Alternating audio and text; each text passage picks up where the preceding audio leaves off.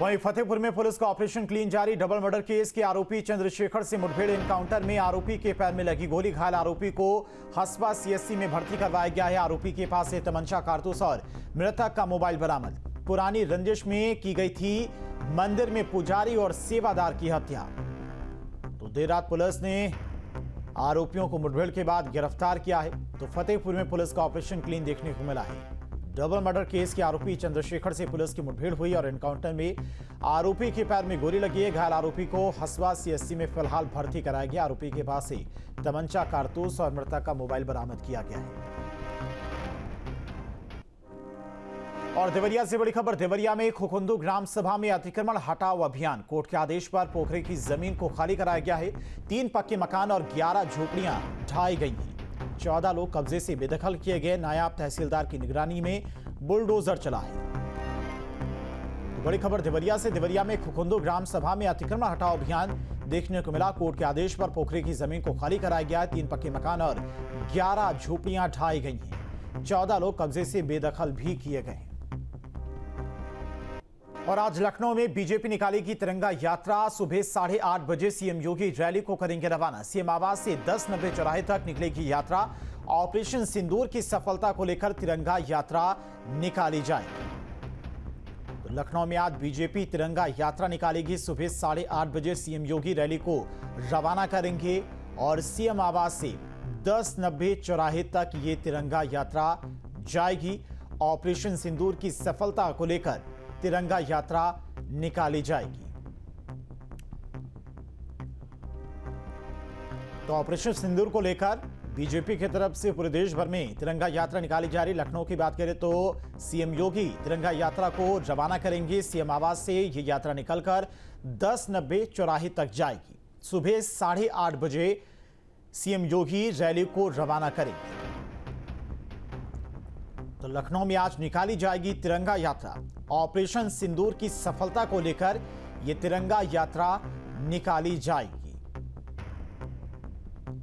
तो सुबह 8:30 बजे सीएम योगी रैली को रवाना करेंगे और यह तिरंगा यात्रा सीएम आवास से निकलकर 1090 चौराहे तक जाएगी, जिसमें बड़ी संख्या में बीजेपी कार्यकर्ताओं के साथ साथ स्थानीय लोग भी शामिल होंगे। तो ऑपरेशन सिंदूर की सफलता को लेकर पूरे देश भर में बीजेपी की तरफ से तिरंगा यात्रा निकाली जा रही। राजधानी लखनऊ में भी सीएम योगी तिरंगा यात्रा को रवाना करेंगे और तिरंगा यात्रा सीएम आवास से निकलकर 1090 चौराहे तक जाएगी। तो जिस तरह से ऑपरेशन सिंदूर के जरिए पाकिस्तान पर कार्रवाई की गई, पाकिस्तान को मुंहतोड़ जवाब दिया गया, उसके कई सैन्य ठिकानों को ध्वस्त किया गया, एयरबेस को ध्वस्त किया गया, आतंकियों को मार गिराया गया, उसकी सफलता को लेकर आज तिरंगा यात्रा निकाली जाएगी। लखनऊ में सुबह 8:30 बजे मुख्यमंत्री योगी आदित्यनाथ तिरंगा यात्रा को रवाना करेंगे।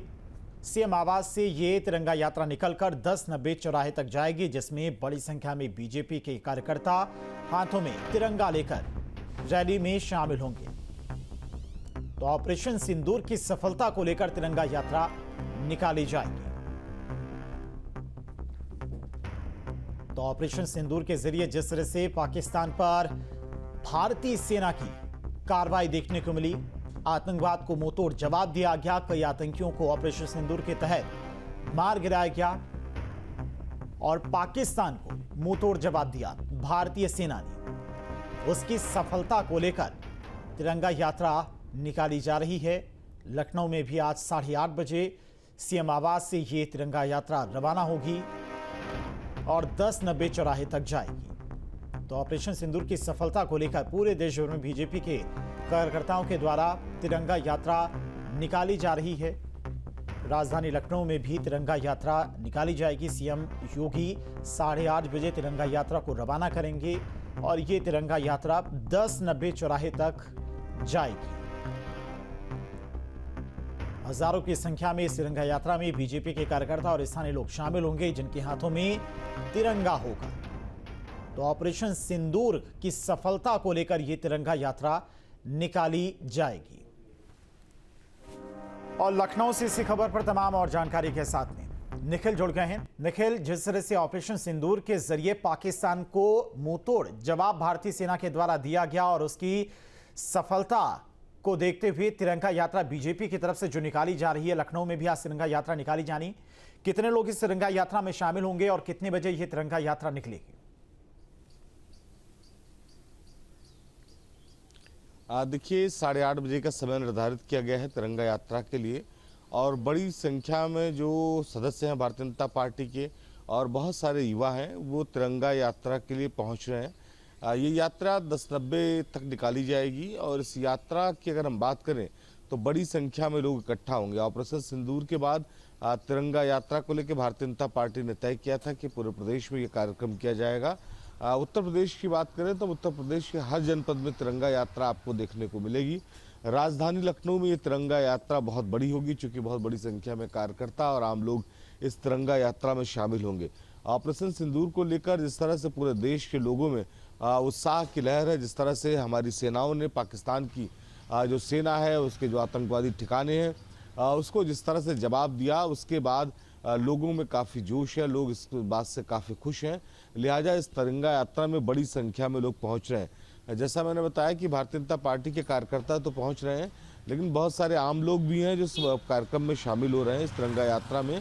तो तिरंगा यात्रा भारतीय जनता पार्टी की जो तमाम कार्यालय हैं उत्तर प्रदेश में वहाँ से निकलेगी और उसके बाद आज मुख्यमंत्री आवास से भी निकलेगी। जी ठीक है निखिल, नजर बना के रखिएगा। फिलहाल बहुत बहुत शुक्रिया आपका तमाम सारी जानकारी के लिए। सनातन के प्रति आस्था और विश्वास को लेकर वाराणसी से एक चौंकाने वाली खबर सामने आई, जहां लंदन से बनारस पहुंची बांग्लादेशी मुसलमान महिला ने सनातन धर्म को अपना लिया। दशाश्वमेध घाट पर महिला ने 27 साल पहले मरी हुई अपनी बेटे का पिंडदान भी किया। ये तस्वीर बनारस में दशाश्वमेध घाट की है, जहां एक महिला नजर आ रही है, वहीं साथ में पंडित पुरोहित हैं। महिला का नाम अंबिया बानो है, जो लंदन से चलकर बनारस आई। मूल रूप से बांग्लादेश की रहने वाली महिला ने पंडित पुरोहितों के सामने विधि विधान से सनातन धर्म को स्वीकार कर लिया। ये तस्वीर इस बात की भी तस्दीक कर रही है कि सनातन की जड़ें कितनी गहरी हैं, इतनी गहरी कि बांग्लादेशी मूल की मुस्लिम महिला अंबिया बानो ने अपने पूर्वजों द्वारा की गई भूल को सुधारते हुए फिर से सनातन धर्म को स्वीकार कर लिया। गंगा स्नान कराकर सनातन धर्म को स्वीकार करने का आह्वान किया गया। पंचगव्य ग्रहण करवाकर उनकी आत्मशुद्धि कराई गई। सनातनी बनने के बाद उनका नाम अंबिया बानो से अंबिया माला कर दिया गया। महिला के सनातन धर्म में शामिल होने के पीछे एक कहानी भी है। महिला के मुताबिक 27 साल पहले उसने अबॉर्शन कराया था, जिसके बाद से एक बच्ची उनके सपनों में आती थी और वो मुक्ति की बात कहती थी। महिला के मुताबिक एक बार काली माता की छवि भी उसके सपनों में आई, जिसके बाद उसने बनारस आकर पिंडदान का फैसला किया। काशी में दशाश्वमेध घाट पर विधि विधान से महिला ने गर्भ में मारी गई बेटी का पिंडदान किया और उसके लिए मोक्ष की कामना की। पिंडदान का कर्मकांड काशी के प्रख्यात पुरोहितों के सानिध्य में 5 वैदिक ब्राह्मणों ने संपन्न कराया।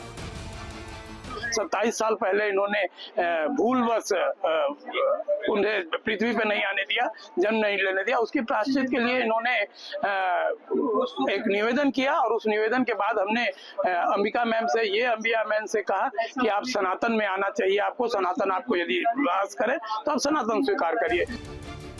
लंदन में रह रही 49 साल की अंबिया माला बांग्लादेश की मूल निवासी है। लंदन में उसका विवाह ईसाई धर्म को मानने वाले नेविल वॉरेन जूनियर से हुआ था। अंबिया से विवाह करने के लिए नेवल बोर्ड ने मुस्लिम धर्म स्वीकार किया था, पर पिछले कुछ सालों से बेटी के सपने में आने की वजह से वो परेशान थी, जिसके बाद उसने पिंडदान के साथ साथ सनातन स्वीकार करने का भी फैसला किया। Team news state.